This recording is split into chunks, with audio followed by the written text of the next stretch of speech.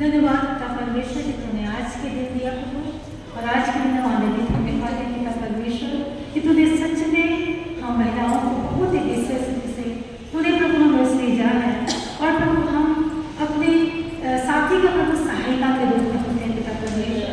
हमारे प्रभु हमारा जीवन वैसा जीवन होने का जैसे कि प्रभु जो बौद्ध साज की जितनी भी महिलाएं प्रभु का जीवन जैसा हुआ करता था, ताकि प्रभु अपने आप को पूरी तरह से हम अपने लिए प्रभु और तेरे लिए प्रभु अपने परिवार के लिए समर्पित किए जाए। प्रभु इस समय को मैं तेरे हाथों में सौंपती पिता परमेश्वर, हर एक बातें प्रभु तेरी महिमा के लिए देता है। प्रभु इस कार्यक्रम को प्रभु हर एक बातों को प्रभु हर एक बाधाओं को यीशु के नाम से कैंसिल करते पिता परमेश्वर, और धन्यवाद की प्रार्थना को यीशु की बहुत सामर्थ्य के नाम से मांगते हैं। सुन दे आशीर्वाद करें। आमीन।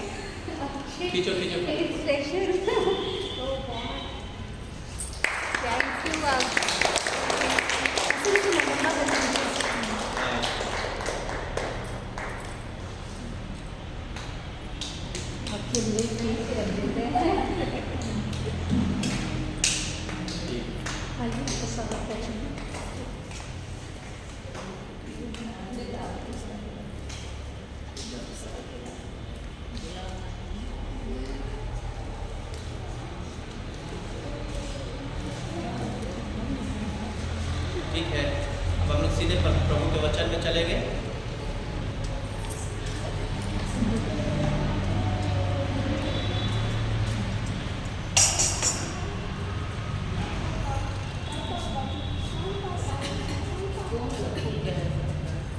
ये बात में पूछिएगा, चर्च खत्म होने के बाद चर्च के बीच में बातचीत नहीं किया जाता है।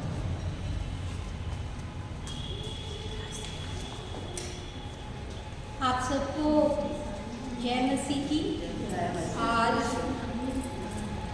खासकर आप सबको पता, जैसा पता है और नहीं भी पता तो मैं बताती हूँ कि आज अंतर्राष्ट्रीय महिला दिवस है। यानी महिलाओं के लिए पूरे संसार में एक स्पेशल दिन दिया गया। हर दिन परमेश्वर के लिए स्पेशल है और हर दिन हमें परमेश्वर का धन्यवाद करना चाहिए। मगर एक दिन महिलाओं को स्पेशली समर्पित किया गया ताकि जो महिला अपना भागीदारी लेती हैं अपने परिवार की कामों में, बढ़ोतरी में, समाज में, देश में, उन सभी महिलाओं को धन्यवाद किया जा सके इस अंतर्राष्ट्रीय महिला दिवस के लिए। तो केवल हमारे देश में, हमारे शहर में ही नहीं बल्कि पूरे संसार में इस जो दिवस है अंतर्राष्ट्रीय महिला दिवस, इसको मनाया जाता है। तो आप सबको इसकी बहुत सारी ढेर सारी शुभकामनाएं। और जैसा कि नीति वचन 22 और 4 में लिखा हुआ है कि नम्रता और यहोवा के भय मानने का फल क्या होता है? धन, महिमा और जीवन। क्योंकि जो हर मनुष्य चाहता है कि उसके पास इतना धन हो कि वो अपने परिवार को चला सके, महिमा, उसको लोग इतने जाने, उसकी प्रशंसा करें, और साथ में जीवन। ये तीनों चीज दो चीजों से मिल जाएगी। एक, अगर आप में नम्रता है, और दूसरा परमेश्वर के भय को अगर आप मानते। तो परमेश्वर का भय और नम्रता का फल क्या होता है? धन, महिमा और जीवन होता है। ये नीति वचन की पुस्तक जो है ना, उसमें उसका 22 और 4 में लिखी हुई है। परमेश्वर आप सबको हर एक उत्तम आशीष दे, और आप जहाँ भी हैं, आप अपने घर, परिवार और समाज के लिए एक उत्तम उदाहरण करें। मैं वचन में जाने से पहले आपको कुछ बात बताना चाहूँगी कि परमेश्वर ने हमारी सृष्टि की, है ना, उत्पत्ति की पुस्तक आप सब बाइबल पढ़ते हैं, नहीं भी पढ़ते तो आप जरूर नहीं पढ़ पाते तो आप सुनिएगा। जो पहली किताब है उसमें लिखा हुआ है कि हमको मनुष्य को कैसे परमेश्वर ने बनाया, और पहला 27 में लिखा है कि मनुष्य ने जो परमेश्वर ने मनुष्य की जो रचना की वो क्या की? अपनी समानता में की, अपने स्वरूप में की। 1 और 27 पढ़ेंगे तो लिखा है कि परमेश्वर ने मनुष्य की रचना अपने स्वरूप में की, यानी नर और नारी, मनुष्य यानी नर और नारी, पुरुष और स्त्री दोनों की रचना अपने स्वरूप में की। परमेश्वर ने किसी प्रकार का कोई भी भेदभाव नहीं किया, ठीक है। और दूसरी बात जो कि हम देखते हैं, वहाँ पे लिखा हुआ है कि जो आदम था उसका अकेला रहना अच्छा नहीं है। पहले परमेश्वर ने आदम को बनाया था, पुरुष को बनाया था, और लिखा हुआ है कि आदम का अकेला रहना अच्छा नहीं है, इसीलिए उसके लिए परमेश्वर ने एक सहायक को बनाया जो कि उससे मेल खाए। कुछ अलग, जैसे परमेश्वर ने पशु, जानवर सबकी रचना परमेश्वर ने ही की, मगर वो क्या था? वो उससे आदम से मेल नहीं खाता था। इसलिए परमेश्वर ने किसकी रचना की? हवा की रचना की, स्त्री की रचना की, जो उससे मेल खाती। तो परमेश्वर ने स्त्री की रचना जो की वो उसकी सहायक के रूप में की। तो आप कौन है? आप एक सहायिका के रूप में आप अपने घर, अपने परिवार, अपने समाज और देश के लिए एक सहायिका है। तो ये दोनों बातों को याद रखेंगे। आप समान हैं। दूसरा, आपका भी उतनी ही जिम्मेवारी है जितना एक पुरुष की किसी भी प्रकार से कोई कमजोर नहीं है, परमेश्वर ने हमें भी उतना ही सक्षम बनाया है। आज हम वचन में जाने से पहले आप सब अपने लिए प्रार्थना करें और अपने आप को तैयार करें कि परमेश्वर जो हमसे बातचीत करने जा रहा है वो करें और हम उसको वचन के द्वारा हम उसको अपने जीवन में ग्रहण करें। तो आइए अपने आंखों को बंद करें और परमेश्वर से दुआ करें कि वो हमें समझ दे, कि हम उसके वचन को बारीकी से समझने पाए। हे सर्वशक्तिमान ईश्वर पिता, हम तुझे धन्यवाद देते हैं पिता, यहाँ उपस्थित हर एक जन के लिए पिता धन्यवाद देते हैं पिता। सचमुच पिता तूने हम सबों को अपने स्वरूप में बनाया है, अपनी समानता में बनाया है पिता, और हमें हर एक स्त्री को पिता तूने एक सहायक के रूप में बनाया है पिता। पिता हम धन्यवाद देते हैं पिता कि ये इस दिन को तूने हमारे लिए ठहराया कि हम यहाँ उपस्थित होकर आपको धन्यवाद करने पाए अपने जीवन के लिए पिता। पिता हम इस समय खासकर आपको वचन के लिए प्रार्थना करते हैं पिता। पवित्र आत्मा हम सबों की अगुवाई कर अपना अभिषेक हम पर दे पिता, कि जब हम तेरे वचन को सुने पिता, सचमुच पिता वो हमारे जीवन में की बढ़ोतरी के लिए, आपके नज़दीकी में आने के लिए होने पाए पिता, और उस वचन को पिता हम अपने जीवन भर संभाले रखें पिता, और उस वचन के द्वारा पिता हमारे जीवन में बढ़ोतरी होने पाए पिता। हर एक उपस्थित यहाँ पे महिला को आपके हाथों में रखते हैं पिता।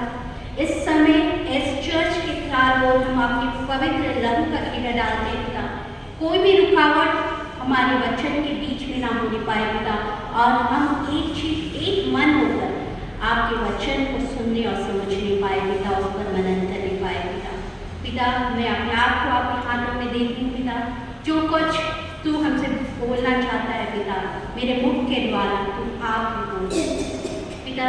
ये छोटी हृदय नहीं की प्रार्थना हमारे उद्धारकर्ता प्रभु यीशु मसीह के मीठे और पवित्र नाम में मांगती हूँ, सुनो स्वर के राज में गए। आमीन। आज जो इस पोर्शन को, जिस अध्याय को मैं आपके बीच में बांटना चाहती हूँ वो है नीति वचन, उसका 31 अध्याय। नीति वचन एक ऐसा बुक है, एक ऐसी पुस्तक हमें दी गई है जो हर लोगों के जीवन के लिए बहुत ही ज़रूरी है। तो अगर आप नीति वचन को कभी नहीं पढ़ा है तो जरूर उसको आप पढ़िएगा। तो नीति वचन की जो पुस्तक है वो राजा सुलेमान के द्वारा लिखी गई थी, मगर जो उसका अंतिम अध्याय वो क्या है, एक राजा नैमुएल के द्वारा लिखा गया। एक राजा था, ठीक है, मगर उस अध्याय में एक आदर्श पत्नी, एक भली स्त्री कैसे होनी चाहिए उसके बारे में लिखा हुआ है ना। उस अध्याय को जब आप पढ़ेंगे नीति वचन 31 अध्याय, तो उसमें राजा नैमुएल जो था एक आदर्श पत्नी कैसे होनी चाहिए, और जो अनमैरिड है उसके लिए एक भली स्त्री कैसे होनी चाहिए, इसका चरित्र उन्होंने लिखा है। और राजा नैमुएल जो था वो एक पुरुष था, तो उसको आप सोच सकते हैं कि उसको कैसे पता है, इतनी बारीकी से वो कैसे जान पाया कि भली स्त्री कैसे होनी चाहिए, अच्छी पत्नी कैसे होनी चाहिए, उसको कैसे पता चला। तो जब आप पहला पद पढ़ेंगे तो वहाँ लिखा है कि राजा नैमुएल के प्रभावशाली वचन जो उसकी माता ने सिखाया। तो ये राजा नैमुएल को किसने सिखाया, उसकी माता ने। और उसकी माता ने बड़ी ही सुंदर, आप सब में कई लोग हैं जो माँ हैं और अपने बच्चे को बेस्ट से बेस्ट, अच्छे से अच्छी शिक्षा देते हैं, है ना। कोई है जो माता जो खराब शिक्षा देगी, नहीं।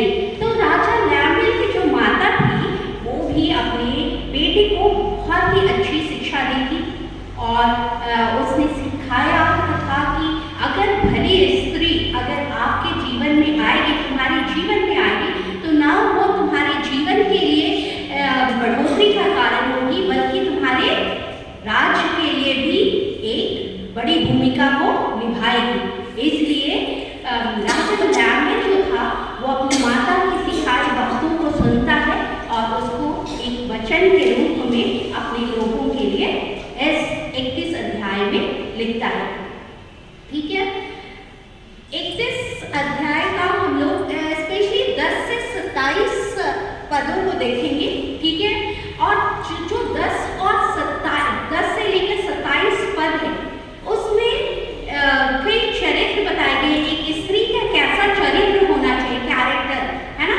तो आप लोग बोलते होंगे ना, ये भली स्त्री है, ये बहुत अच्छी है, ये दयालु स्त्री है, ये दानी स्त्री है ना, ऐसे हम बोलते हैं।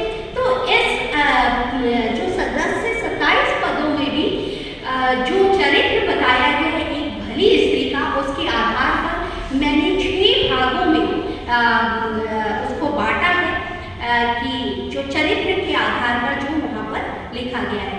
तो पहला जो है जो 10 से 13 पद को मैंने एक वफादार साथी, एक फेथफुल पार्टनर कैसे होनी चाहिए, है ना, आपने उसकी खूबियाँ क्या होनी चाहिए, उसके आधार पर हम देखेंगे। ठीक है, आगे उसको डिटेल में हम देखेंगे। दूसरा जो है वो देने या मुहैया करवाने वाली, प्रोवाइडर, है ना। आप खाना बनाते हैं, अपने माँ बाप अपने बच्चों को खाना देते हैं, तो आप क्या है, प्रोवाइडर है ना। आप दे रही हैं, उनके लिए मुहैया करवा रही हैं, आप कपड़े धो रही हैं, तो आप क्या कर रही हैं, अपने बच्चों की सुविधा के अनुसार उसको दे रही हैं, तो आप क्या है, देने वाली खूबी है। और जो कि हम 14 से 16 पद में ये इनकी क्वालिटी को देखेंगे। और 17 से 19 पद में बिजनेस वुमेन यानी उद्योगी महिला, बहुत सारी ऐसी महिला है, आप में से भी होंगी, मैं नहीं जानती, जो काम करती हैं, अपने परिवार को फाइनेंशियली हेल्प करती है, आर्थिक रूप से मदद करती है, कुछ न कुछ करके, है ना। तो वो 17 से 19 पदों में उनकी खूबियों को देखेंगे। और 20 पद में एक दानी महिला, एक जेनरस जो महिला होती है, उसकी क्या खूबी होती है, उसको देखेंगे। और 21 से 25 में देखभाल करने की वाली, केयर टेकर महिला की क्या खूबी होनी चाहिए। और 26 से 27 में हम देखेंगे एक निर्देश देने वाली महिला, एक गुड कमांडर। कई ऐसी भी महिला होती है जो बहुत अच्छा संचालन कर सकती है ना। तो उसको क्या बोलते हैं, एक गुड कमांडर। सेना में होता है ना, यहाँ पे मेरे हस्बैंड जो है वो आर्मी में, ठीक है, तो वो क्या कहते हैं, कई उनके पीछे कई लोग होते हैं, 400-500 लोग होते हैं, उनको एक कमांड करना। तो वो कमांडर महिला अगर हो, एक निर्देश देने वाली महिला हो, तो उसकी क्या खूबियाँ होनी चाहिए। तो आइए हम एक एक करके उन सभी जो क्वालिटी है जो राजा लैमुएल ने लिखी है एक आदर्श पत्नी में, एक भली स्त्री में होनी चाहिए, उसको हम देखेंगे। इसके लिए जो पहला मैंने क्या बताया, सबसे पहला क्या बताया, आप बताइए क्या बताया। हाँ, भली स्त्री, पहला क्वालिटी क्या होना चाहिए भली स्त्री में, नहीं, वफादार, फेथफुल, वफादार साथी की क्वालिटी होनी चाहिए भली स्त्री में। तो वो कैसी हो, यहाँ पे लिखा है, अगर 10 पद, 21 अध्याय का 10 पद पढ़ेंगे तो लिखा है कि भली पत्नी कौन पा सकता है, क्या उसका मूल्य मूंगों से भी अधिक है, उसका मूल्य जो है वो मूंगों से भी बहुत अधिक है, उसके पति के मन में उसके प्रति विश्वास है। तो जो भली स्त्री है, जो आदर्श पत्नी होगी, वो क्या है, उसको रूबी आप देखे होंगे, एक डायमंड से भी अच्छा पत्थर होता है, जो कहते हैं ना हीरा कहते हैं ना, हीरा बहुत महंगा होता है, तो ये रूबी जो होता है, जिसके बारे में मूंगा जो एक पत्थर होता है, बहुत कॉस्टली होता है, उससे भी बहुमूल्य ऐसी पत्नी को बोला गया है। जो अगर आदर्श पत्नी होगी, भली पत्नी होगी, एक वफादार पत्नी होगी, तो वो क्या है, उससे भी, उस मूंगे से भी, उस हीरे से भी कहीं ज्यादा बहुमूल्य होगी। ठीक है, तो पहला जो क्वालिटी है वो वफादार साथी की। आप बाइबल में कोई ऐसी स्त्री के बारे में जानते हैं या कभी सुना है जो वफादार साथी थी? आप कोई किसी, या फिर आप अपने जब भी किसी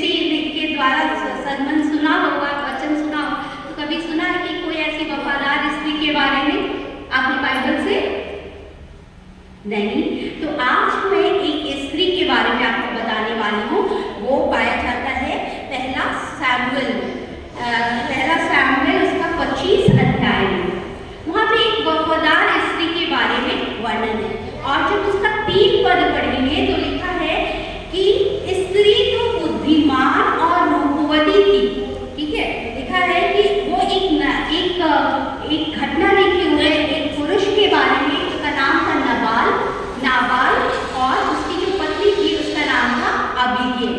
तो उस स्त्री अबीगेल के बारे में लिखा हुआ है कि वो क्या थी, बहुत बुद्धिमान थी और रूपवती थी। बुद्धिमान यानी जिसकी बुद्धि हो और अच्छे से काम कर सकती हो, और दूसरा क्या था, वो रूपवती भी थी। और उसकी उस जो पुरुष था उसके बारे में लिखा है, परंतु पुरुष क्या था, वो कठोर और बुरे काम करने वाला था। यानी जो नाबाल था वो क्या था, कठोर पुरुष था और वो बुरे काम को करता था। यहाँ पे जो नाबाल का जो अर्थ होता है, पता है नाबाल का अर्थ ही होता है मूर्ख। नाबाल जो उस व्यक्ति का जो नाम था उसका अर्थ होता है मूर्ख। तो नेचुरली इसका मतलब क्या हुआ, जो बिना बुद्धि के काम करता हो, बिना सोचे समझे काम करता हो, वो क्या कहलाएगा, मूर्ख कहलाएगा, है ना। कि जो बिना सोचे, मूर्ख किसको कहते हैं, जो ऐसे ही काम कर देता है ना। तो वो भी वैसे ही व्यक्ति था वो धनी व्यक्ति। उसके जब हम इस अध्याय को पढ़ेंगे तो आपको पता चलेगा कि जो नाबाल था वो धनी व्यक्ति था। उसके पास बहुत सारी भेड़ बकरियां थी, और उसके जो चरवाहे थे, उसने जो अपने नौकर थे, वो जो चरवाहे उनको जंगलों में अपनी उसकी भेड़ों को जाकर चराया करते। तो दाऊद के बारे में आपने सुना है, दाऊद के बारे में सुना है ना। तो दाऊद जो था उस समय वहाँ के जंगलों में रहा करता था।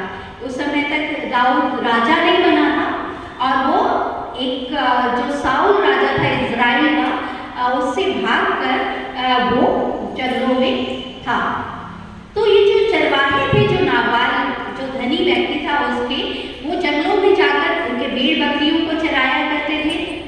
मगर जो दाऊद था उन भेड़ बकरियों की सुरक्षा किया करता था, चरवाहे की सुरक्षा किया करता था, और उसको किसी प्रकार का कोई जंगली जानवर से हानि पहुंचने नहीं देता था।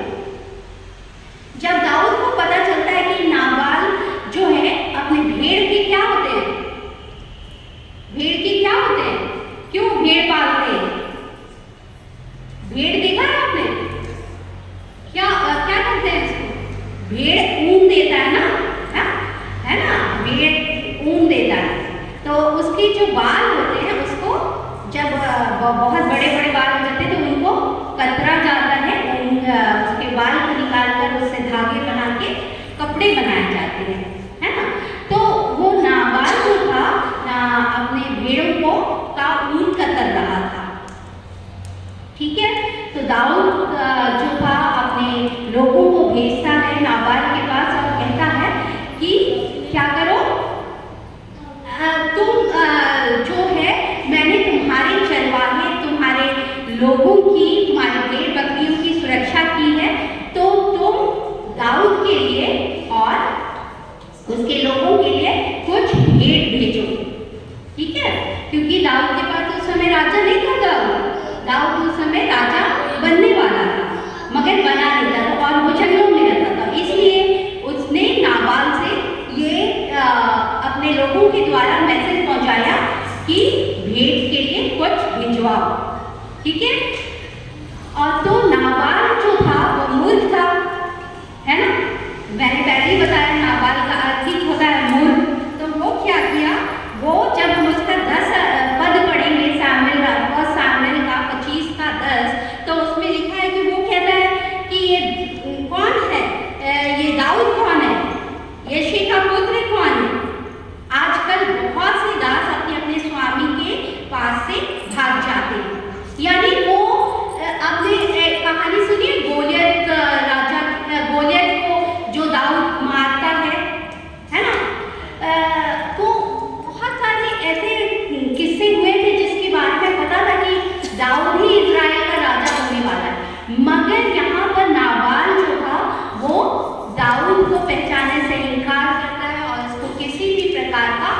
भेंट देने से मना कर देता है।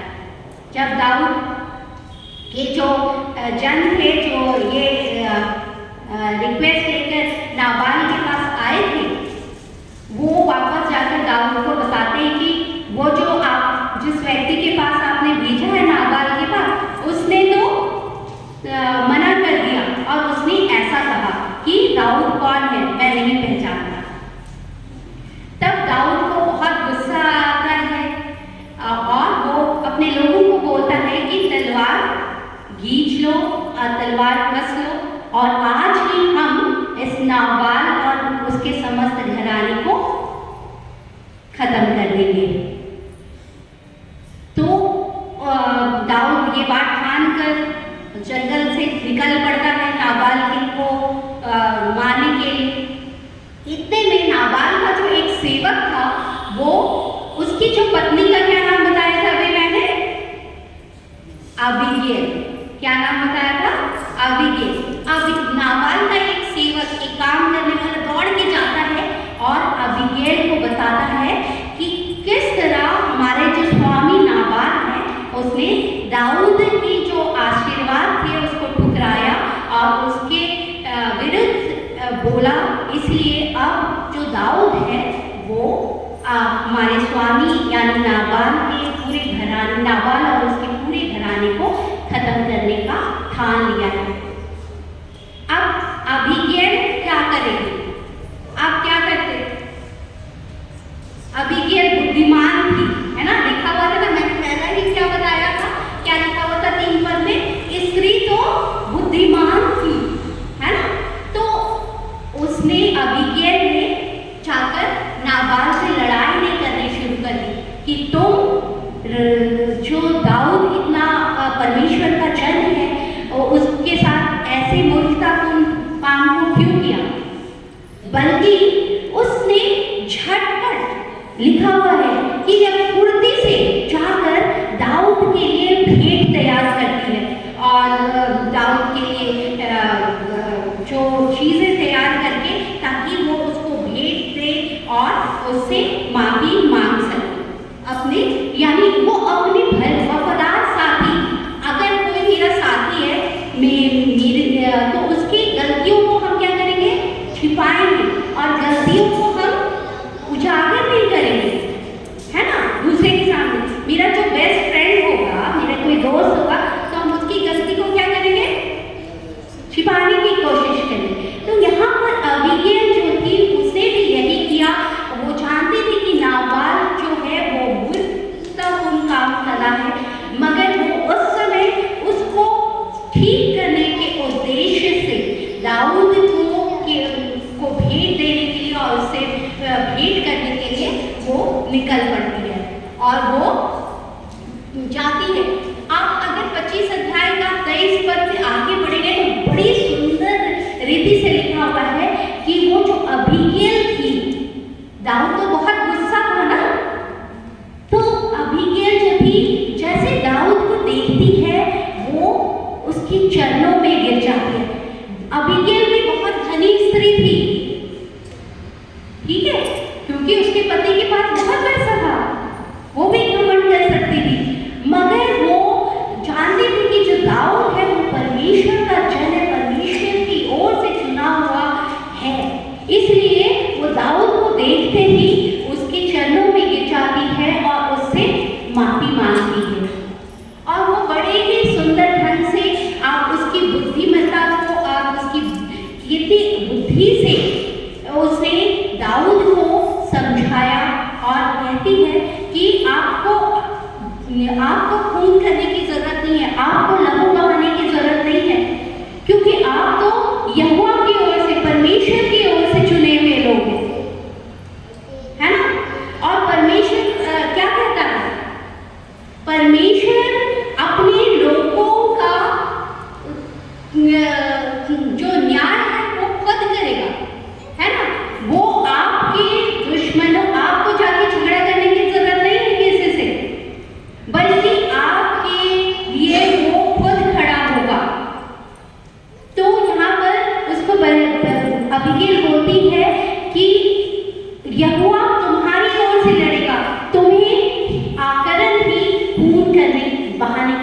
जरूरत नहीं।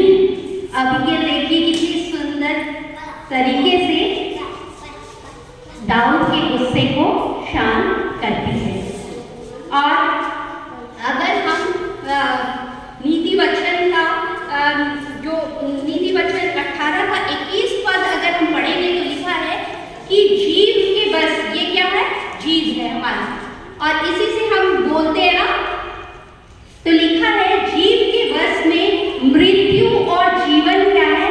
दोनों होते हैं। जीव के बस में मृत्यु और जीवन दोनों होते हैं। जो उसे काम लाना जानता है वह उसका फल भोगेगा।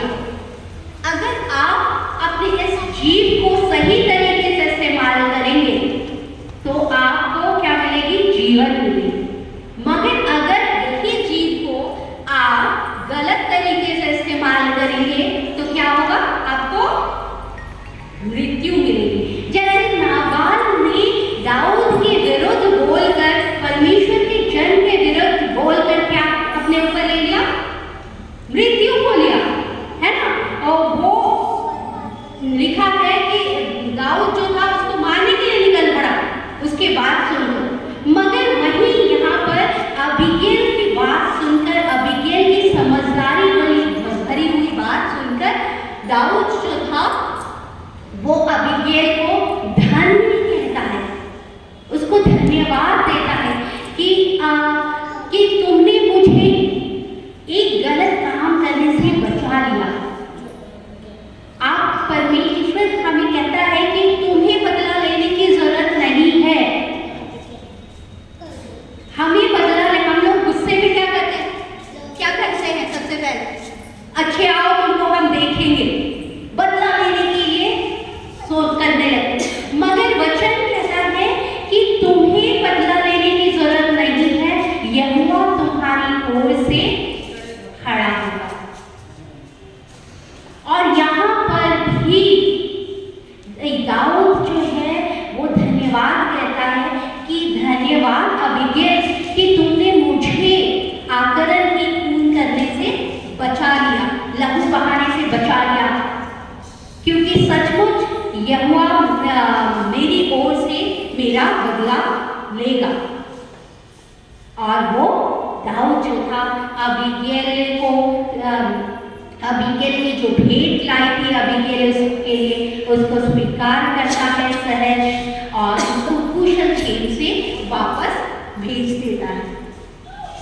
जब अबीगैल वापस लौटती है तो वो देखती है कि जो नाबाल है, नाबाल को ये सारी बातें नहीं पता थी कि उसकी जो पत्नी है उसके जो मूर्खतापूर्ण काम को कैसे ठीक कर रही थी। अबीगैल अपने जीव से जो जीवन को लेकर आई थी, उसके जीवन को, नाबाल की मृत्यु जो निश्चित थी उसको अबीगैल ने रोक लिया उस समय। और दाऊद अबीगैल को जब भेजता है तो जब वापस, तो वो जब घर आती है तो देखती है कि नाबाल तो नशे में है, और फिर वो सुबह तक का इंतजार करती है। वो लड़ाई नहीं करने लग जाती है कि मैंने तो तुम्हारे लिए इतना बड़ा काम कर दिया तुरंत ही, ये नहीं कहती है, बल्कि वो सुबह तक इंतजार करती है। और फिर वो उसको कहती है कि ये जो भी दाऊद के साथ उसकी बातचीत हुई थी वो उसको बताती है। जब नाबाल ये सुनता है तो वो स्तंभ रह जाता है, वो पत्थर सा बन जाता है, क्योंकि उसको पता चल जाता है कि उसने क्या किया। और अगर हम आगे पढ़ेंगे तो लिखा है कि 10 दिन के बाद ही यहोवा ने उसको ऐसा मारा कि वो मर गया। यानी दाऊद को बदला लेने की जरूरत ही नहीं पड़ी, यहोवा उसकी ओर से खुद ही बदला ले लिया। यहाँ पर हमने क्या देखा कि अबीगैल जो थी एक वफादार स्त्री की भूमिका में, उसकी खूबियाँ जो थी वो बहुत ही सुंदर थी। आप भी किसी की पत्नी है, किसी की बेटी है, कि आप अपने बच्चों की माँ हैं, तो जब भी आप किसी भी जहाँ पे परमेश्वर ने आपको रखा है वहाँ पर आपको वफादार होने की जरूरत है। अगर जब आप वफादार होंगे, इसका ये मतलब मैं नहीं बोलती कि गलत का साथ देना है ना, मगर वफादार होने का ये मतलब है कि आप उसके लिए चिंतित रहें। अपने बच्चे अगर कोई आपको गलत कर रहे हैं तो उसको बार बार समझाएंगे, उसको बार बार समझाएंगे। अगर आपका पति कुछ गलत रास्ते पर जा रहा है तो उससे झगड़ा ना करके उसको सही रास्ता दिखाएंगे। जैसे अबीगेल, मैंने बताया कि अबीगेल को पता था कि वो नाबाल जो है वो बुरा ही व्यक्ति है, उसके काम बुरे ही है, लिखा हुआ है ये वचन में, मैंने खुद बोल, ठीक है। मगर उसने एक वफादार साथी की भूमिका निभाई। दूसरा जो कैरेक्टर मैंने बताया वो क्या था? क्या कैरेक्टर मैंने बताया था कि दूसरा जो कैरेक्टर जो हम देखने वाले हैं वो देने वाली या मुहैया करवाने वाली की खूबी। कैसे एक प्रोवाइडर की खूबी कैसे होगी, क्या होनी चाहिए? आप पहला सैमुएल की पुस्तक में पहला अध्याय, पहला सैमुएल उसका पहला अध्याय, हन्ना के बारे में जानते हैं? हन्ना के बारे में सुना है आपने? हन्ना कौन थी? हन्ना के बारे में सुना है? नहीं सुना तो आप जरूर नहीं, कौन थी? देखो पहला सैमुएल निकालो, पहला सैमुएल उसका एक अध्याय, जिसके बारे में उसका बेटा कौन था बताओ? ये हन्ना का बेटा कौन था? सैमुएल था, जो कि बहुत बड़ा नबी बना। जो हन्ना थी, आप 3 पद पढ़ोगे तो वो अपने, उसके पास कोई बच्चा नहीं था और कोई भी जो स्त्री है वो बच्चे के लिए जरूर प्रार्थना करती है ना, कि क्योंकि परमेश्वर ने ऐसी रचना हमें की है कि ये आशीष है बच्चे हमारे लिए, हम आप उसको आशीषित मानते हैं, ठीक है। तो हन्ना भी जो थी वो बच्चे के लिए मन्नत मांगती है और क्या होता है, एक मन्नत क्या मांगती है कि जब ये बच्चा होगा तो मैं उसे उसकी पूरे जीवन भर उसको यहोवा को क्या करूंगी, अर्पण कर दूंगी, है ना। हम लोग डेडिकेशन करते हैं ना, परमेश्वर को अर्पण करते हैं। कोई भी बच्चा होता है ना तो उसको परमेश्वर को समर्पित करते हैं, प्रेयर करते हैं उसके लिए कि परमेश्वर आप ही इसके पिता हैं।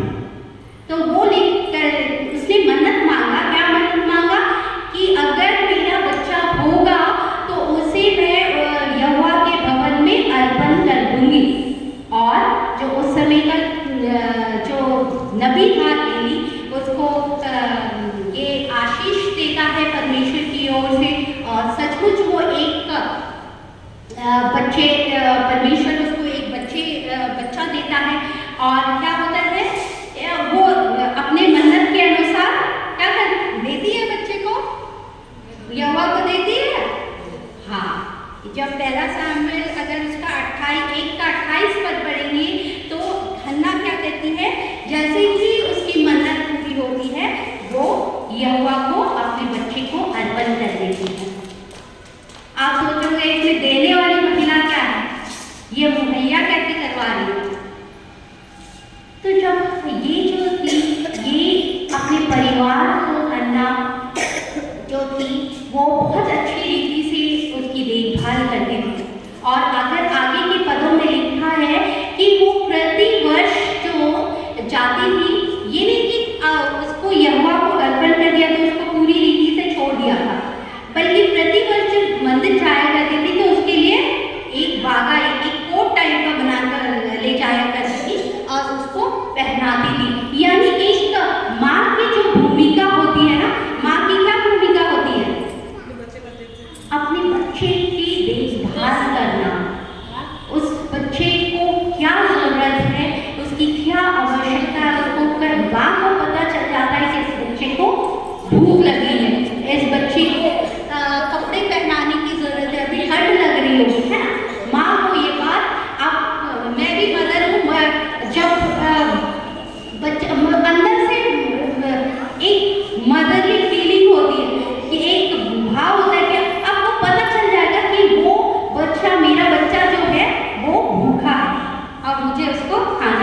देना है।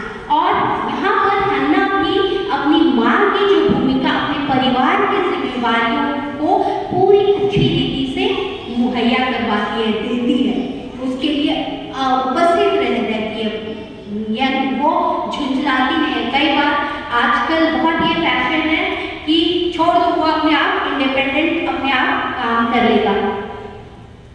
मैं अपनी माँ के साथ रहती हूँ, मेरी अपनी मम्मी, ठीक है,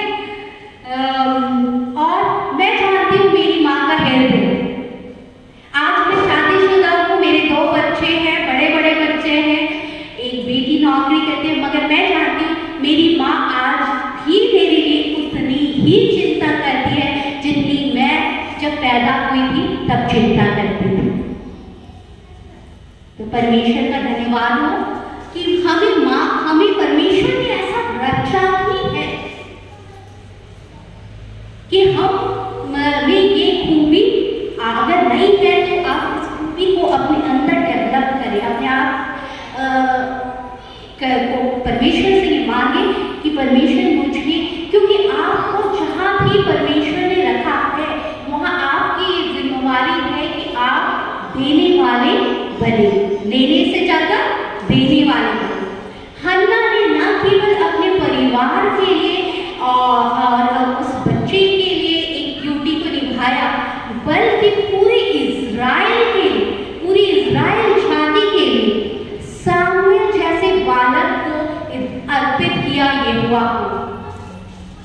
एक माँ से अगर उसका बच्चा लिया जाए तो बहुत तकलीफ होगी, मगर उस हन्ना, परमेश्वर की ओर से ये योजना थी कि हन्ना के मन में ये डाला जाए, परमेश्वर ने इसको इस्तेमाल किया और हन्ना खुद अपने बच्चे को परमेश्वर को अर्पण करती है। और वो, अगर हम शमूएल की पुस्तक पढ़ेंगे तो आपको पता चलेगा कि किस तरह उस बालक ने पूरे इज़राइल जाति के लिए एक बड़ी भूमिका को निभाया, एक आशीष का कारण बना। और पता है, परमेश्वर अपने लोगों को रिवॉर्ड भी देता है। केवल हन्ना को कोई बच्चा नहीं था, उसको एक बच्चा मिला, तो आप सोचते जा रहे उसने तो उस बच्चे को भी अर्पित कर दिया। मगर जब हम शमूएल की पुस्तक को आगे पढ़ेंगे, जैसा मैंने बोला 2:21 में लिखा है, उसके 3 बेटे और 2 बेटियां हुई, यानी वो सचमुच ब्लेसेड वुमेन। परमेश्वर ने उसको आशीष दी और भी अधिकारी से आशीष दी। एक के बदले उसने 5 और बच्चे उसको दिए। परमेश्वर का धन्यवाद। अब हम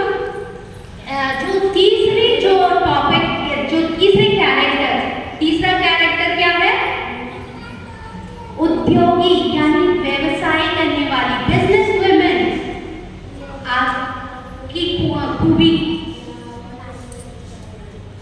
यहाँ पे कौन है जो काम करती है, जो अपने परिवार को आर्थिक रूप से मदद करती है? कोई ऐसी महिला है? नहीं, कोई बात नहीं, मैं भी नहीं हूँ अभी, मैं भी पहले काम करती हूँ, मगर अभी फिलहाल मैं नहीं करती। मगर अगर आप जहाँ भी हैं, जैसे मैंने बोला, जहाँ भी परमेश्वर ने आपको रखा है, आप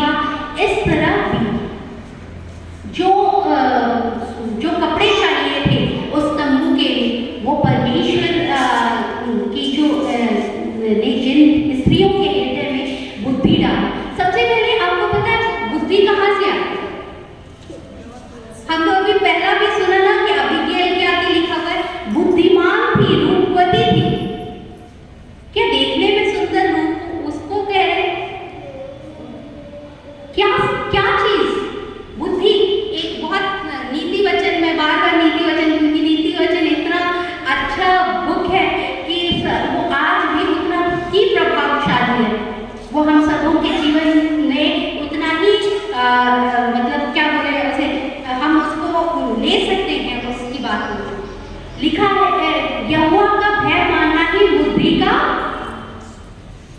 आरंभ है ना। जो बुद्धि जो आती है वो जो लोग यहोवा के भय में रहते हैं, परमेश्वर के भय में रहते हैं, उससे बुद्धि मिलती है। तो ये जो सारी स्त्रियां थी उसके हृदय में क्या लिखा है कि हृदय में बुद्धि का प्रकाश था। जिन स्त्रियों के हृदय में बुद्धि का प्रकाश था, यानी जिन स्त्रियों के मन में क्या था, परमेश्वर का भय था, उसको परमेश्वर ने उस जो धागे बनाने का काम था उसका उस कला को बताया, सिखाया, और उन्होंने उस काम को किया, परमेश्वर के तंबू को बनाने में अपना योगदान दिया। तो आप जो है, आप इस कलीसिया में हैं, हम सब मैं जानती हूँ आप करते होंगे। इस कलीसिया को जब आपकी जरूरत होगी तो आप आगे बढ़कर यहाँ पे उस जिम्मेवारी को निभा सकते हैं।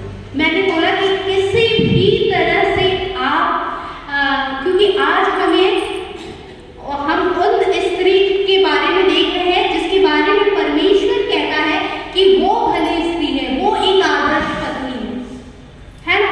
तो हम अगर नहीं कर रहे तो आज हमें ये सोचने की जरूरत है कि हम कहाँ हैं, हम कैसे ये उद्योगी महिला की तरह हम बन सकते हैं और कैसे हम अपना आर्थिक मदद दे सकते हैं जहाँ पर है।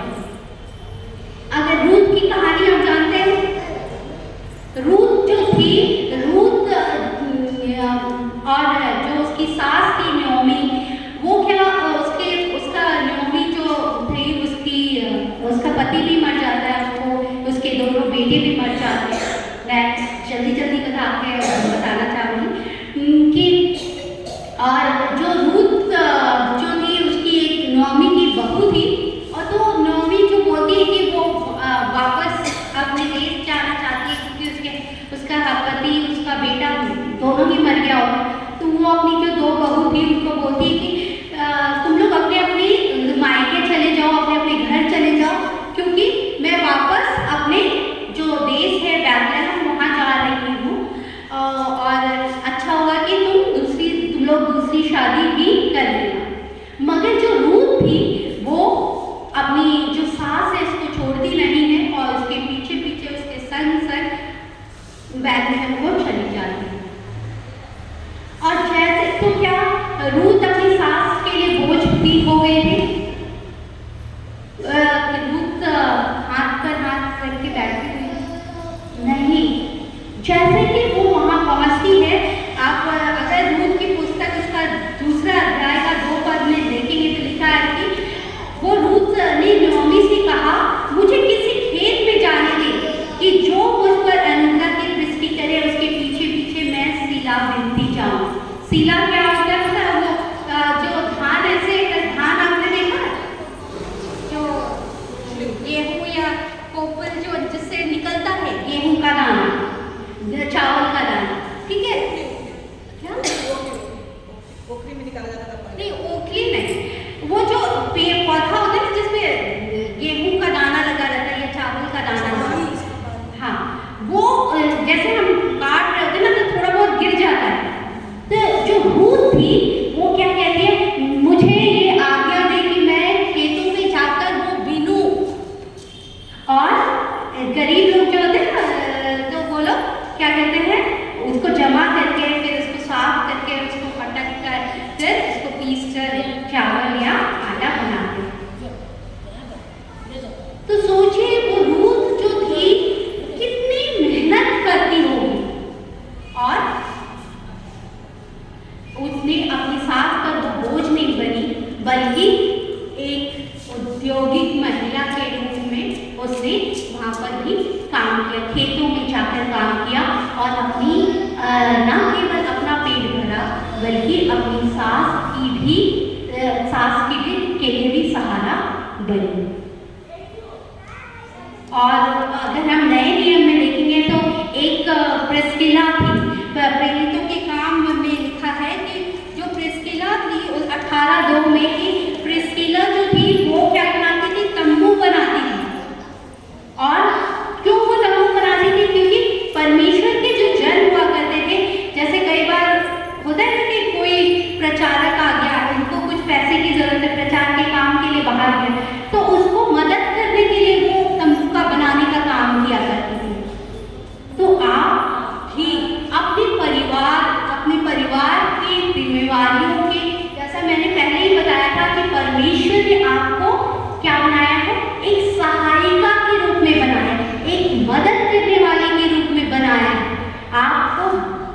अपने परिवार के लिए एक सहारा बनना है।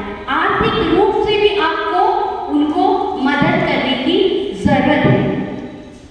ठीक है, तो अब हम आगे देखेंगे। आगे जब हम नीति वचन का 20 पद अगर हम पढ़ेंगे तो क्या लिखा हुआ है? नीति वचन 20 का 31 का 20 पढ़ो। अगर कोई किसी के पास बाइबल है तो पढ़ सकता है। 21 का 20 नहीं, 31 का 20 क्या लिखा हुआ है? वह दीन के लिए मुट्ठी खोलती थी और दरिद्र को संभालने के लिए हाथ बढ़ाती थी। वह अपने घराने के लिए हिम से नहीं डरती। हाँ, वो क्या लिखा हुआ है? दीन के लिए मुट्ठी खोलती थी। मुट्ठी खोलना यानी देना। दानी महिला के बारे में खूबी आज हम देखेंगे कि दानी महिला, जेनरस महिला जो बढ़ चढ़ कर दे रही है। अगर कोई एक मांगे तो वो 2 दे रही है। ऐसी महिला के बारे में आज हम देखने वाले हैं। इसके लिए अगर आप पढ़ सकते हैं तो आप देखिएगा दूसरा राजा उसका 4 अध्याय, उसमें एक मैं बहुत जल्दी बता के आपको समाप्त करूंगी। एक धनी स्त्री, सुनेमन वासी धनी स्त्री के बारे में बताया गया है, जो वो परमेश्वर के भय को मानने वाली महिला थी। वो परमेश्वर के भय को मानती थी। और जब उसे पता चलता है कि एक जन उसके जो सुनेमन नगर है वहां पर एक जन आया है जो कि परमेश्वर का भक्त है, और वो कौन था? एलिसा था। तो उसके पास जाती है, एलिसा के पास बोलती है कि तू मेरे घर खाने पर चल। और वहां लिखा है कि वो उसको विवश करती है कि मेरे घर चल और तू वहां जाकर खाना खा। कई बार हम जो लेडीज हैं वो कोई गेस्ट आ जाता है तो हम क्या करते हैं? गुस्सा करते हैं, है ना? हम बोलते हैं ये देखो कौन आ गया, बिना बोले आ गया।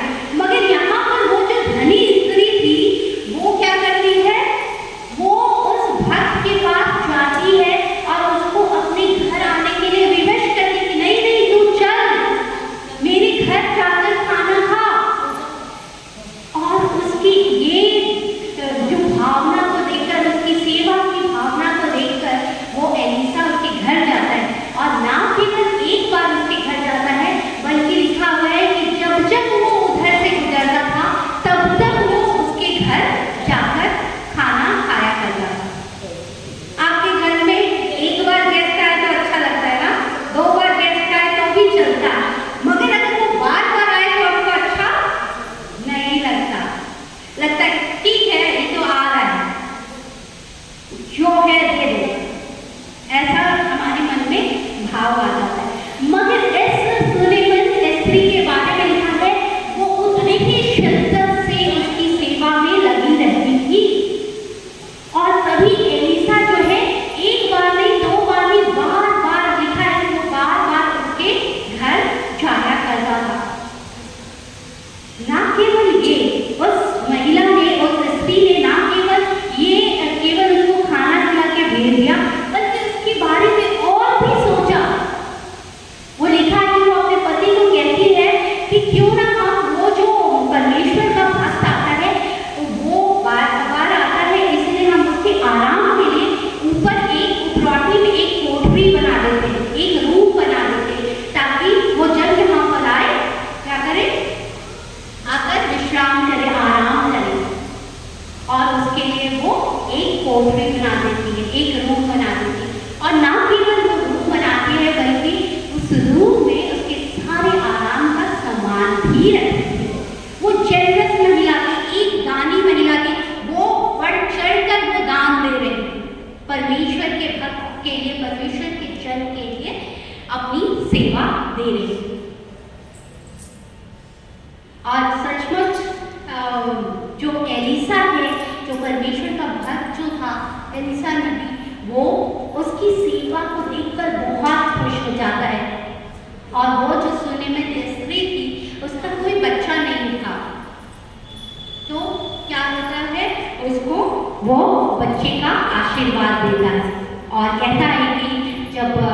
बसंत ऋतु आएगी उससे पहले तू एक बच्चे को देख नहीं पाएगी।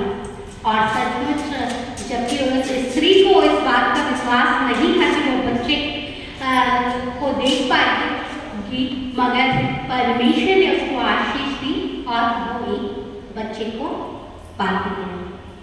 मगर बात यहीं पे खत्म नहीं होती। परमेश्वर उसके द्वारा और भी चीज़ों को करने जा रहा था। कुछ दिनों के बाद वो जो लड़का हुआ था, वो लड़का उसकी गोद में ही मर जाता है। उसको सिर में दर्द होता है और वो मर जाता है। और जब वो ये देखती है कि मेरा बेटा मर गया है, तो वो घबराती नहीं है, क्योंकि वो परमेश्वर पर विश्वास करने वाली महिला थी। कई बार हम ऐसी परिस्थिति में आ जाते हैं कि जहाँ पर लगता है कि कुछ नहीं हो सकता, है ना। कई बार ऐसी सिचुएशन आती है कि यहाँ तो सुधार हो ही नहीं सकता, यहाँ कुछ हो ही नहीं सकता। जहाँ पर चीजें खत्म हो जाती है, परमेश्वर का काम वहीं से शुरू होता है।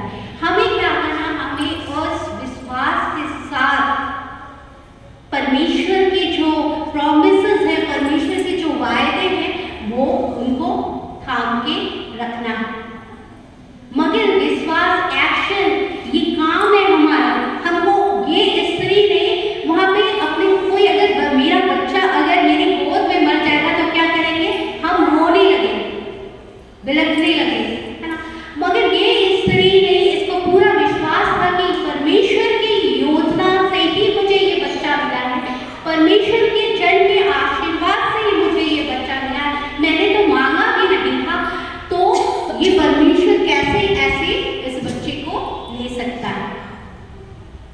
और वो फटाफट उसको बिना किसी को बताए उस बच्चे को उठाकर उसी कोठरी में रख देती है, जो कोठरी वो अपने परमेश्वर के भक्त के लिए बनवाया था, एलिसा के लिए बनवाया था।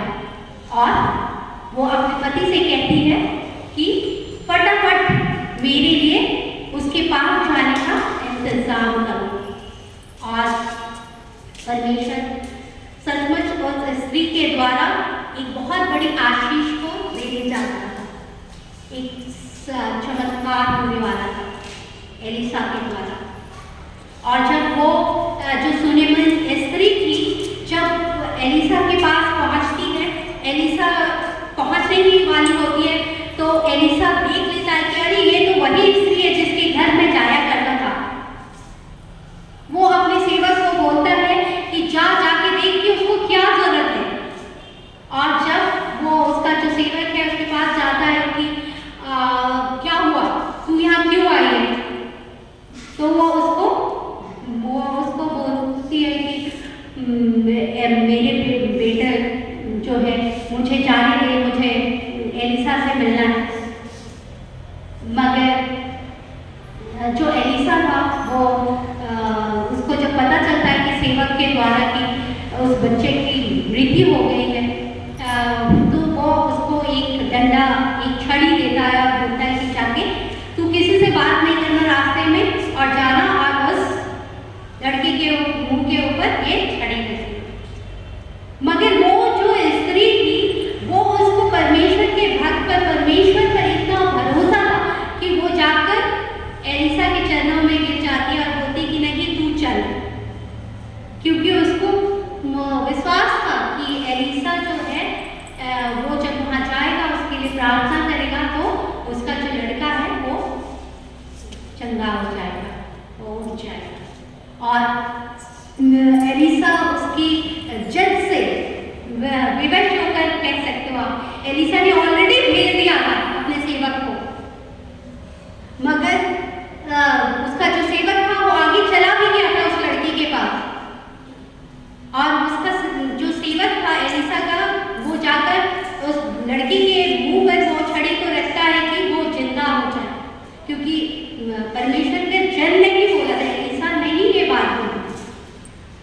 मगर ऐसा नहीं होता, उस पर कुछ भी हलचल नहीं दिखाई देती। ये बात जल्दी से उसका सेवक जो था वो एलिसा को बताने के लिए आगे रहा होता है, तब तक एलिसा भी उस स्त्री के साथ उस घर पर पहुंच जाता है। जैसे ही सेवक उस एलिसा को ये बात बताता है, क्या होता है, एलिसा बोलता है कि ठीक है तुम लोग बाहर हो, और एलिसा जाके उस कोठरी में जहाँ वो लड़का को उस स्त्री ने रखा था वहाँ पर वो जाकर रूम बंद कर लेता है और उस लड़के के लिए यहोवा से प्रार्थना करता है, और एलिसा की प्रार्थना सुनी जाती है और वो बच्चे में जीवन आ जाता है। परमेश्वर का धन्यवाद हो कि उस स्त्री, वो जो स्त्री थी, उसकी जेनरॉसिटी, उसने जो सेवा दिखाई, आज उसको उसका रिवॉर्ड मिला, और उसका जो मरा बच्चा था वो जिंदा हो गया। और फिर एलिसा उसको बुलाकर उसके लड़के को सौंप देता है। तो आप यहाँ पे हम अभी तक जितनी भी स्त्रियों के बारे में देखा, वो सब में एक समानता को हम देखते आ रहे हैं, वो सब परमेश्वर के भय में चलने वाली स्त्रियाँ थी, जो परमेश्वर के भय में रहती। अभी नेक्स्ट हम क्या देखने वाले हैं, जो 4 क्वालिटी हमने देख ली। एक वफादार स्त्री, वफादार साथी कैसे होने चाहिए, दूसरा देने वाली या मुहैया करवाने वाली प्रोवाइडर की खूबियाँ क्या होनी चाहिए, तीसरा जो देखा था हमने एक बिजनेस औद्योगिक महिला, उद्यमी महिला कैसी होनी चाहिए वो देखा था, और चौथा जो देखा था दानी महिला, जेनरस वुमेन की क्वालिटी क्या होनी चाहिए, और जो 5वीं है वो देखभाल करने वाली महिला कैसी होनी चाहिए। आपने उत्पत्ति की पुस्तक पढ़ी होगी, जो पहला किताब है, उसमें एक सारा और अब्राहम के बारे में सुना है। जो अब्राहम था उसका पहला पुत्र कौन था, जो पहला काम था कि दासी के द्वारा, सारा के द्वारा नहीं बल्कि इसकी दासी के द्वारा हुआ था। वो कौन था, कौन सी दासी, हाजिरा, है ना, जो लिखा है उत्पत्ति 21:12 और 13 में, परंतु परमेश्वर ने अब्राहम से कहा, उस लड़के और अपनी दासी के कारण तुझे बुरा न लगे, जो बात सारा तुझसे कहे उसे मान, क्योंकि जो तेरा वंश कहलाएगा वो इसहाक ही से चलेगा। दासी के पुत्र से भी मैं एक जाति उत्पन्न करूंगा, इसलिए कि वो तेरा वंश है। आप सबको पता है कि अब्राहम को परमेश्वर ने ये आशीष दी थी कि तेरे वंश को मैं क्या करूंगा, बालू के किनकों के मैं बनूंगी। बालू के किनके देखते हैं कितने छोटे छोटे बहुत आ रहे हैं, उसको हम गिन नहीं, उतना बड़ा वंश दूंगा, एक पूरी जाति बनाऊंगा। मगर ये यहाँ पर परमेश्वर एक उसके जो दासी सारा को परमेश्वर ने ये आशीर्वाद दिया था कि तुम्हारी कोख से तू एक वंश को उत्पन्न करेगी, मगर वो इतनी उतावली हो जाती है कि वो क्या करती है, अपनी दासी को अब्राहम के पास भेज देती है, और उस अब्राहम और उसकी दासी से इसका एक बच्चा होता है, उसका नाम इस्माइल होता है। और क्या होता है कि सारा समय होने पर हमें इस बात से हमेशा ये सीख लेने की जरूरत है कि जो परमेश्वर का जो वचन है वो अवश्य ही पूरा होता है। हमें इंतजार, हमें पेशेंटली, हमें सीखना है कि धीरज के साथ हम उस वचन को पूरे होने का इंतजार करना। सारा ने तो नहीं किया, और इसीलिए सारा का जब बच्चा होता है, इसहाक जब उत्पन्न होता है, तो सारा को ये डर होता है कि कहीं ये दासी का पुत्र पहलौटे का अधिकार ना ले, क्योंकि हाजिरा का जो बेटा था, हाजिरा और अब्राहम से जो बेटा उत्पन्न होता है इस्माइल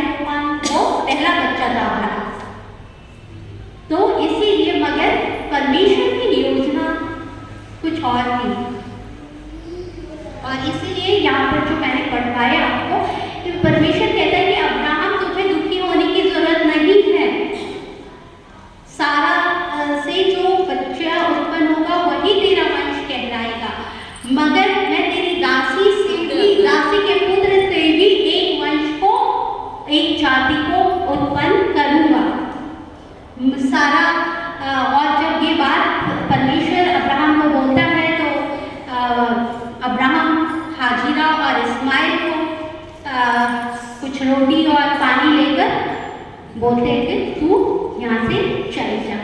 अब ना सारा के हाजिरा के पास ना कोई नौकरी थी, ना कुछ खाने को था, बस कितनी रोटियाँ होगी, 4-5 रोटी होगी, थोड़ा सा लिखा है कि एक चमड़े की थैली, जो बॉटल था उसमें पानी था, थोड़ी सी पानी थी, वो उसको निकाल दिया जाता है और वो जंगलों में घूम रही होती।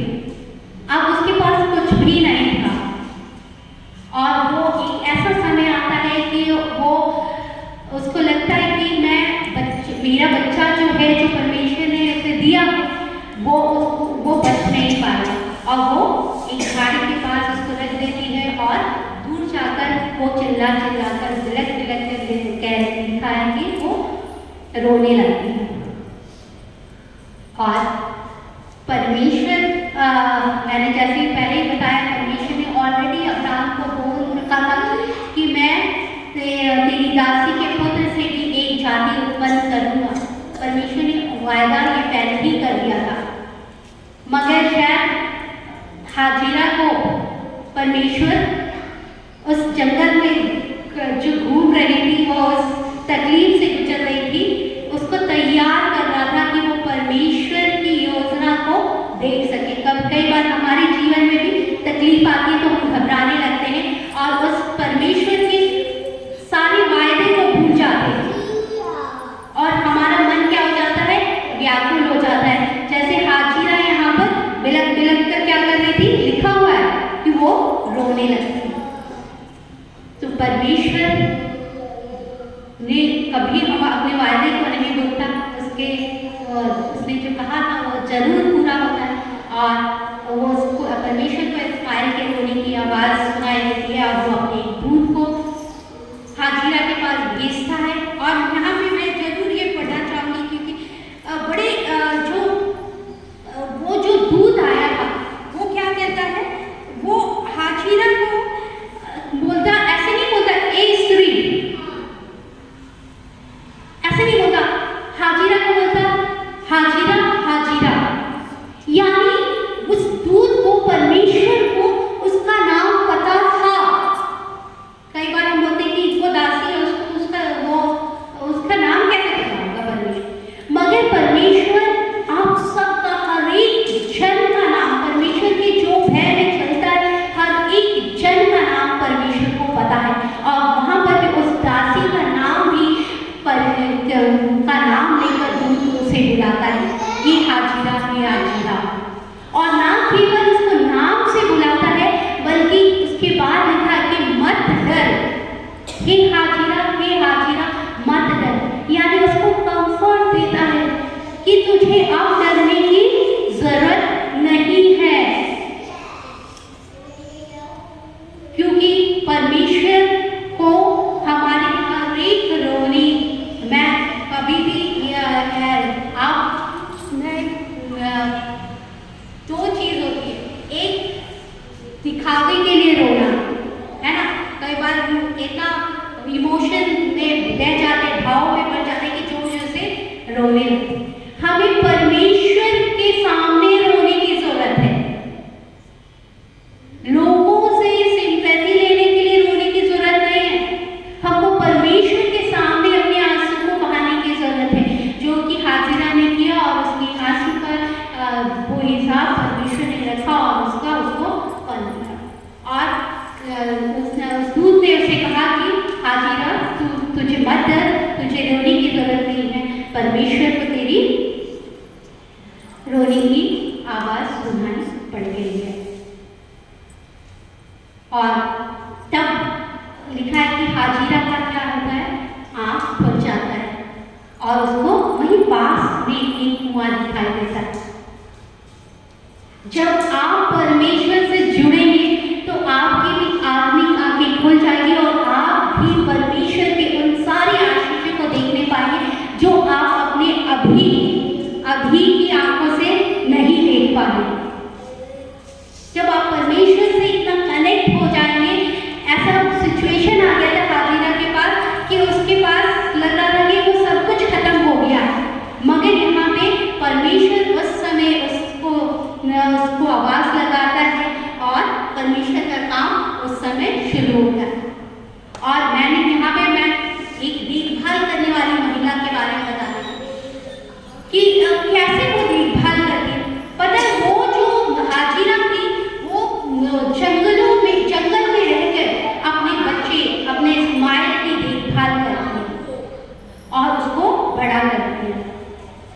आसान नहीं था हाजिरा के लिए ये सारी चीजें, मगर वो परमेश्वर के उस वचन को थामी हुई थी कि उसको पता था कि मेरे इस पुत्र से परमेश्वर एक जाति उत्पन्न करेगा,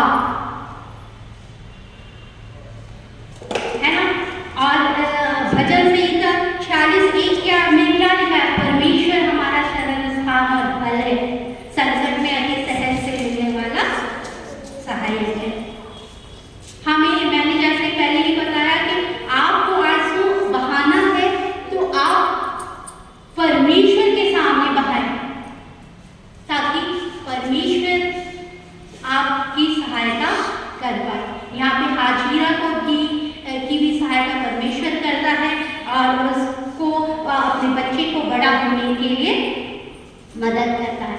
और ना ही केवल वो उसको बड़ा करती है बल्कि उसके लिए लिखा है कि वो उसके लिए एक मिस्र देश से एक स्त्री को भी लाती है और उनकी शादी करती है। और अगर हम उत्पत्ति की पुस्तक 21 उत्पत्ति की पुस्तक में जब हम आगे बढ़ेंगे 21-22 में ये लिखा हुआ है कि इस्माइल की वंशावली लिखी हुई कि वो उसके 12 पुत्र होते हैं और उससे एक बड़ी जाति बनती है। तो परमेश्वर का जो वचन था, परमेश्वर ने जो वायदा किया था अब्राहम को कि तेरी दासी के पुत्र से भी मैं एक जाति उत्पन्न करूंगा, वो पूरा होता है। लास्ट जो हम देखने वाले हैं वो क्या है? 26 और 27 एक निर्देश देने वाली महिला, अ गुड कमांडर। आप कोई जानते हैं कि कोई एक बहुत एकदम स्ट्रॉन्ग एक ऐसी स्त्री के बारे में, कोई भी बाइबल या बाइबल के बाहर भी कोई स्त्री के बारे में जानते हैं जो बहुत एकदम स्ट्रॉन्ग हो, एकदम कमांडर का तो जानते हैं, निर्देश दे दियो कि चलो ये करो, ऐसे करो। तो आज जिस स्त्री के बारे में मैं बताने वाली हूँ वो है दोबोरा, है ना। वो न्यायों की पुस्तक अगर हम उसका 4 अध्याय पढ़ेंगे, उसका 4 में लिखा है कि उस समय लबीत की स्त्री दोबोरा जो नाबिया थी इजराइलियों का न्याय करती, एक स्त्री थी, ठीक है, मगर वो इजराइलियों का न्याय किया करती। और अगर हम न्यायों की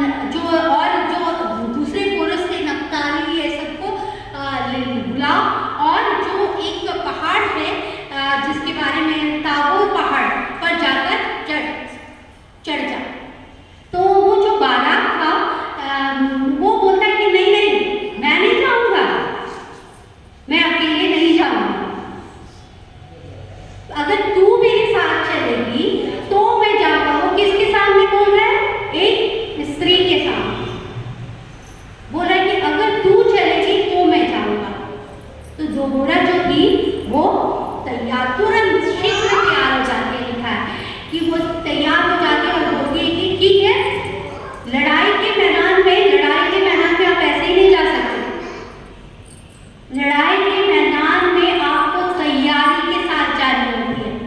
यानी दोबोरा स्त्री थी मगर वो तैयार थी, उसको जाने की जरूरत नहीं थी क्योंकि वो नाविया थी, यानी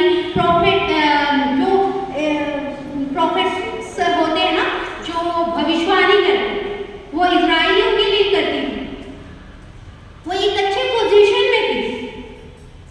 मगर परमेश्वर की तरफ से उसको ये निर्देश मिलता है और वो उसके लिए भी युद्ध के मैदान में भी जाने के लिए तैयार हो जाती है, एक कमांडर की तरह। जो कमांडर होता है ना वो आगे चलता है एक लीडर की तरह, वो आदेश नहीं देता है बल्कि वो खुद आगे बढ़कर लोगों को चलने के लिए उत्साहित करता है। और वो भी दोबोरा भी वो जो तामार पहाड़ था उसके ऊपर चढ़ जाती है। और जो सीसरा जो सेनापति था जिसके अधिकार में इजराइली थे, वो जब ये देखता है कि अरे ये लोग कैसे यहाँ पर चढ़ गए हैं, तो वो भी उसको उसका पीछा करता है। मगर ये परमेश्वर की ओर से था, इसीलिए वो जो सीसरा जो था उसके इतने रथ होने के बावजूद भी जो बाराक था और वो उसके सारी सेना को मार देता है। और जो सीसरा जो था जो सेनापति वो भागकर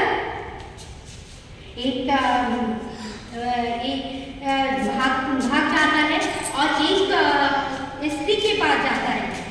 लिखा हुआ है उसका कि वो जो स्त्री थी जब वो उसके पास जाता है तो वो उसको इतना थका हुआ रहता है कि वो उसको एक हथौड़ा मारती है, उसके सिर पे कांटी पे कांटी को देती है कि वो वहीं पर मर जाता है। एक स्त्री के द्वारा उस सीसरा सेनापति का जिसके पास हजारों में रथ थे और सेना थी, वो मारा जाता है। और अब जब हम ये न्यायों की पुस्तक पढ़ेंगे तो उसमें बड़े अच्छे से लिखा है कि जो दोबोरा थी वो किस तरह एक जो कमांडर, एक निर्देश देने वाली महिला के रूप में वहाँ पर कार्य करती है और उस जीत को दिलाती है इजराइलियों के। और उसके बाद उसका रिवॉर्ड क्या मिलता है पता है? उसके रिवॉर्ड ये होता है कि जो 20 साल से गुलामी में थे वो 40 साल तक, पहले 20 साल गुलामी में थे, 40 साल तक उस जगह में इजराइल की भी शांति रहती है। और वो दोबोरा के कमांडिंग में दोबोरा के अंडर में वो वहाँ इजराइल जो था वहाँ पर शांति रहती है। अब आपसे मैं ये क्वेश्चन करना चाहती हूँ कि क्या हम में ऐसे चरित्र हैं? क्या ये जो 6 खूबियाँ मैंने बताई, एक आदर्श पत्नी की, भली स्त्री की होनी चाहिए, क्या वो हम में है? हम लोग कई बार सोचेंगे कि नहीं ये तो हम में नहीं है, मुझ में भी नहीं। महोदय मैं एक और वचन पढ़ के आपको समाप्त करूंगी। आपने सामरी स्त्री के बारे में सुना है? सामरी स्त्री के बारे में यूहन्ना 4 में लिखा है, एक सामरी स्त्री का वर्णन होता है। वो सामरी स्त्री जो थी एक आप बोल सकते हो कि वो पापिन स्त्री थी, उसके 5 पति थे। ठीक है, यीशु मसीह वहाँ पर से गुजर रहे होते हैं, उसको बोलते हैं कि तू मुझे पानी पिला, जबकि सामरी और इजराइलियों जो यहूदी होते हैं वो आपस में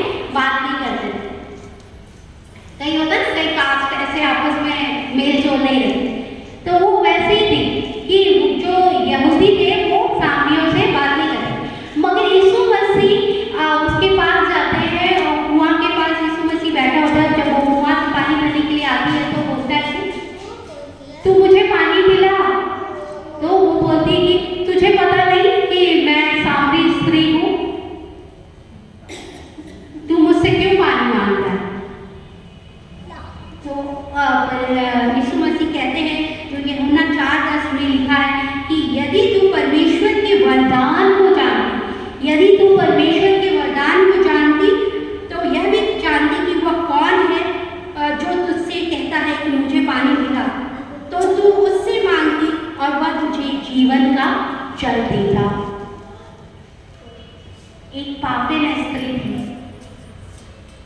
ठीक है, मगर यीशु मसीह आज उसको उसके सामने अपने आप को प्रकट कर रहे हैं। उसके पास कुछ भी ऐसा अच्छा नहीं था कि वो परमेश्वर को देख सकती थी, मगर यीशु मसीह वो अपने आप को उस पर प्रकट करते हैं और ये बताते हैं कि मैं ही वो मसीहा हूँ जिसका इंतजार तुम लोग कर रहे हो। और पता है, वो पानी भरने के लिए घड़ा लेके आई थी, वो फर्स्ट इवेंजलिस्ट थी, प्रचारक होते ना, वो पहली महिला प्रचारक थी।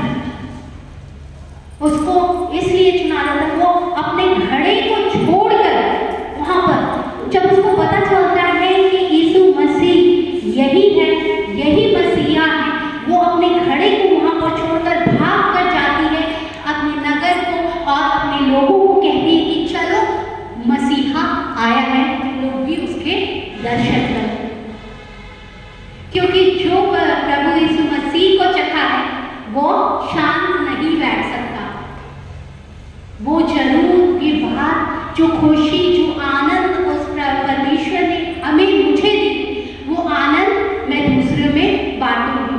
कैसे कोई खुशी होती है, बर्थडे होता है, हम पूरे एकदम जोर से सेलिब्रेट करते हैं ना, बहुत उत्साह के साथ सेलिब्रेट करते हैं, आनंद के साथ सेलिब्रेट करते हैं, अपने दोस्तों, अपने रिश्तेदारों को बुलाते हैं।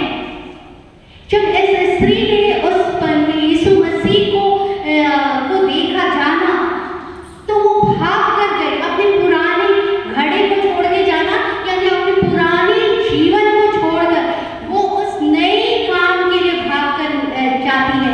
और लिखा है कि वो भाग कर गए, अपने घड़े को छोड़कर वो भाग कर गए और अपने लोगों को ये समाचार दिया कि वो मसीहा आ गया है, आओ तुम भी उसके दर्शन करो। यहाँ पे जो मैंने वचन पढ़ाया आपको, परमेश्वर के वरदान को जानो। आप सबको परमेश्वर ने सृजा है। मैंने क्या बताया था सबसे पहले कि परमेश्वर ने आपको अपने समान सृजा है, अपने स्वरूप में सृजा है। आप में वरदान है, आप में बहुत सारी खूबियां हैं। आज आपको उन खूबियों को देखने की जरूरत है। और परमेश्वर आप ही, जब आप परमेश्वर, इसमें लिखा है कि सामरी स्त्री को जब प्रभु यीशु बोलते हैं कि तू अगर जानती कि मैं कौन हूं तो तू मुझसे पानी मांगती, तो सामरी स्त्री बोलती है कि सचमुच मैं प्यासी हूँ, मुझे पानी पिला, मुझे प्यास लगी। और परमेश्वर प्रभु यीशु मसीह उस स्त्री पर, सामरी स्त्री पर अपने आप को प्रकट करते हैं। और वो जो, जैसा मैंने बताया, वो पहली महिला प्रचारक बनती है और वो अपने घड़े को छोड़कर, अपने सम्मान को छोड़कर भाग कर जाती है। अपने उस आनंद को जो उसने उस समय ग्रहण किया था, वो अपने लोगों को बताने लगी कि देखो मसीहा आया है और तुम उसके दर्शन को चलो। तो आपको परमेश्वर के वरदानों का, आप कोई भी जन बिना वरदान के नहीं है। परमेश्वर ने आपको सृजा है और आपको बहुत सारे वरदान दिए हैं। कोई एक जन यहाँ पर नहीं है, चाहे वो छोटी बच्ची ही क्यों ना, जो परमेश्वर के बिना वरदान के यहाँ है। अगर परमेश्वर, आप यहाँ उपस्थित है, इस बात का संकेत है कि आप परमेश्वर के भय को जानती हैं, आप परमेश्वर के भय में रहती हैं, परमेश्वर के भय को मानती हैं। और इसीलिए आपको अपने वरदान को पहचानने की जरूरत है और अपने आप तैयार करने की जरूरत है। आपको परमेश्वर आप ही इस्तेमाल करेगा। आइए हम छोटी सी वचन जो परमेश्वर ने हमसे बातचीत किया है उसको अपने जीवन में ग्रहण करें और परमेश्वर का धन्यवाद दें कि उन्होंने हमें ये मौका दिया कि हम परमेश्वर के वचन को इतनी गहराई से मनन करने पाए और होने दीजिए कि परमेश्वर के उन वरदानों को हम अपने जीवन में जाने और परमेश्वर के अपने आप को इस्तेमाल करने के परमेश्वर हम सबों को यहाँ उपस्थित हर एक जन को जिन्होंने परमेश्वर के इस वचन को सुना अपने आप को इस्तेमाल करने के लिए तैयार करने पाए। आइए हम प्रार्थना करें। हे सुस्तिमान ईश्वर पिता, हम तुझे लाखों लाख धन्यवाद देते हैं पिता। सचमुच पिता, तूने पूरी मानव जाति की रचना की। हम नर और नारी को पिता तूने अपने स्वरूप में बनाया, अपनी समानता में बनाया पिता।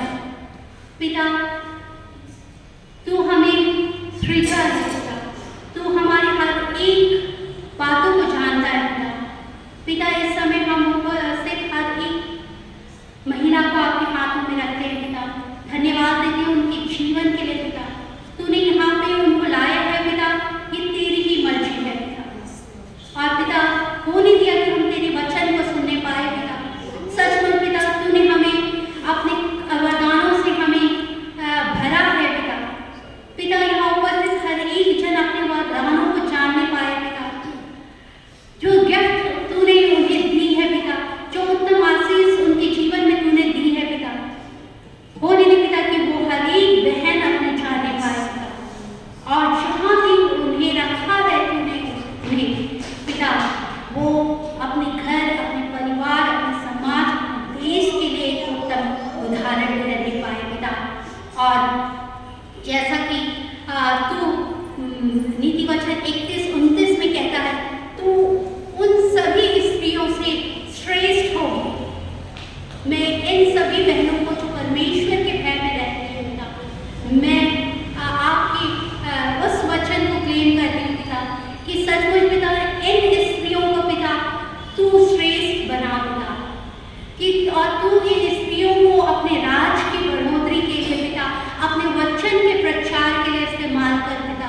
कि हाँ, जैसे वो सामने स्त्री पिता अपने नगर में जाकर पिता खुश होकर अपने लोगों को बुलाती है पिता, सचमुच पिता ये लोग भी अपने अपने परिवारों में, अपने अपने घरों में, अपने अपने समाजों में पिता जाए और उस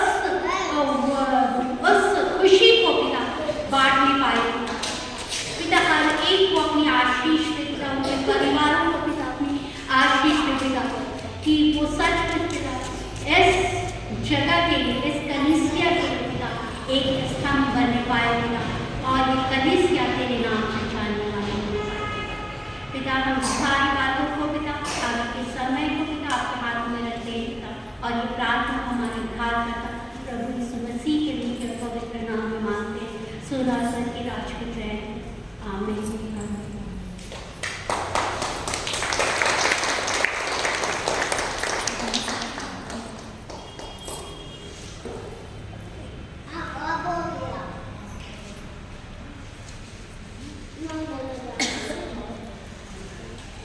बहुत बहुत धन्यवाद सिस्टर अर्चना को। इतना अद्भुत तरीके से इन्होंने आज वचन बताया और आपको सब कोई जरूर समझेंगे, मैं विश्वास करती हूँ। एक महिला, एक स्त्री के बारे में बहुत सारे गुणों के बारे में उन्होंने बताया और मैं विश्वास करती हूँ कि आप लोगों सब गुण को आप लोगों ने सुना होगा।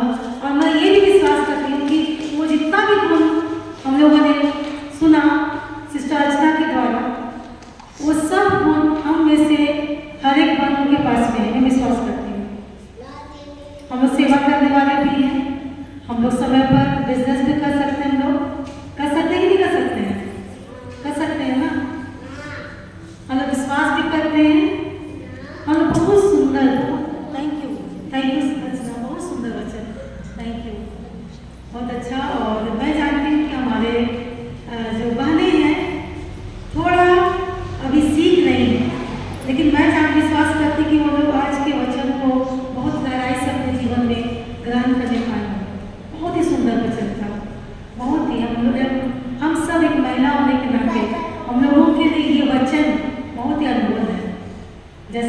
चूड़ा पहनते हैं, रत्न पहनते हैं ना, कितने प्रकार के पहनते कि नहीं पहनते हैं? पहनते हैं ना, बहुत लोग रत्न पहनते हैं हमारी बहन लोग, तो उन रत्नों से भी उत्तम है, बहुत ही वो सबसे भी ऊपर है। जो रत्न पहनते हैं वो बेकार है, लेकिन अगर जो गुण आज हम लोगों ने सीखा सुना वो सबसे ऊपर है। अगर हम लोग उसको सुन करके उसके अनुसार चलते हैं तो मैं विश्वास करती हूँ कि हम सबके जीवन में कभी भी कोई दुख और तकलीफ नहीं आएगा।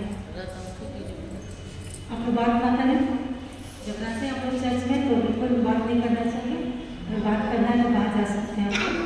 आइए अब हम लोग अंतिम पड़ाव की ओर चल रहे हैं। अभी हम लोग आगे का और भी बहुत सारे कार्यक्रम हैं, तो हम लोग एक गीत गाएंगे और अपने दानों को हम उठाएंगे ताकि बहुत सारा खर्च हो रहा, आप लोग देख रहे हैं, कम से कम कुछ उसमें पूरा हो और परमेश्वर के राज्य के लिए भी होने पाए। तो हम लोग गीत गाएंगे और हम दान उठाएंगे। मैं पाकिस्तान को निमंत्रण करती हूँ वो सामने आए और अंकिता आप दान दे दीजिए।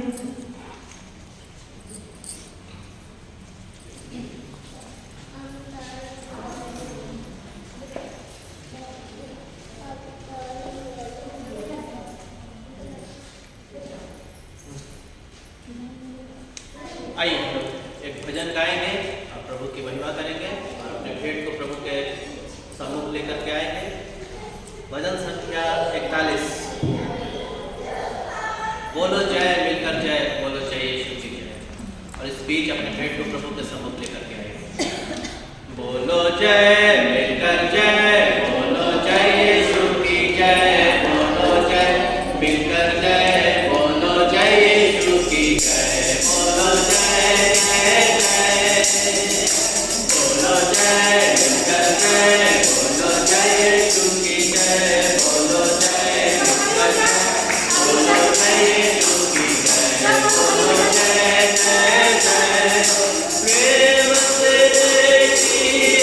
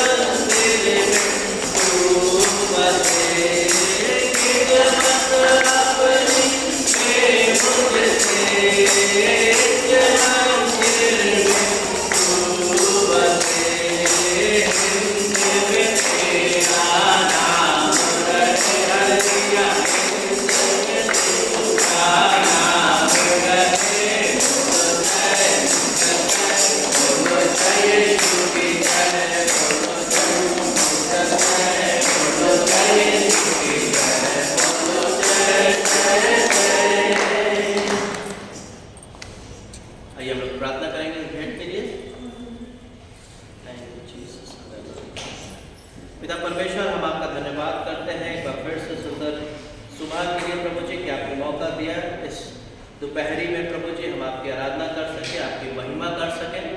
प्रभु सच में आपकी दासी ने आज के इस महिला दिवस में प्रभु इस दोपहर में प्रभु जी आपके वचन से हम सबको ब्लेस किया। प्रभु जी प्रभु होने दीजिए एक एक जन इस बात का हम विश्वास करते हैं कि एक एक जन आशीषित हुए हैं प्रभु जी आपके वचन से।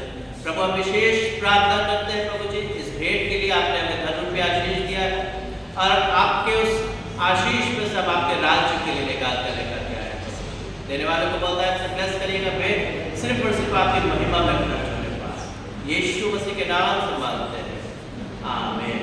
हे हमारे पिता तू जो स्वर्ग में है, तेरा नाम पवित्र माना जाए, तेरा राज्य आए, तेरी इच्छा जैसे स्वर्ग में पूरी होती है जमीन पर भी हो। रोज की रोटी आज हमें पास, जिस प्रकार से स्वर्ग को माफ किया हमारे बुजुर्ग को माफ कर, बारिश न डाल बल्कि बुराई से बचा, बादशाह को जलाल अब तक तेरे। आमीन। अब परमेश्वर का प्रेम प्रभु यीशु मसीह का अनुग्रह पुत्र आत्मा के संग के सहभागिता अब से लेकर हम सभी विश्वासियों के साथ विशेष तौर से आज के दिन महिला दिवस और एक एक महिलाओं के जीवन पर, उनके परिवार पर, उनके बच्चों पर, उनके पतियों पर भी सदा सर्वदा होते रहे। आमीन। जय मसीह। अभी जाइएगा नहीं, अभी रहना है, अभी बहुत कुछ बताएंगे, ठीक है। हम लोग अभी सब लोग बाहर चलेंगे और हम लोग इसको निकलने में मदद करेंगे और हम लोग अभी छोटा सा केक काटेंगे और खुशियाँ